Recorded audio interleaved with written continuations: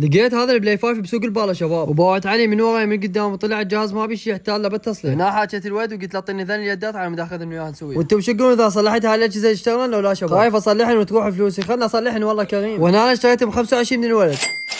وهنا جبت هنا المحل اللي دائما يصلح يمه شباب. هاي البنيه فازت بالمقطع السابق، وهذا المقطع سحب على ايفون بدون اي شغل، بس يكون انت مسوي لايك ومتابعه تكتب اي تعليق. السلام عليكم حجي.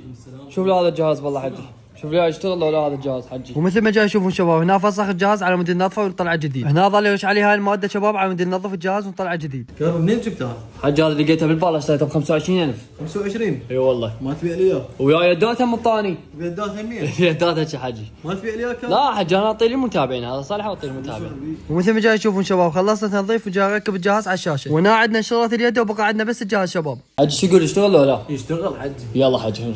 مثل ما جاي تشوفون شباب باعوا اشتغل هنا الجهاز. حجي ممنون. لا خدمتك. تعبتك وياي. امر حبيبي استاذي. لا ما ابي شنو لا اعطي المتابعين بلاش اعطي المتابعين.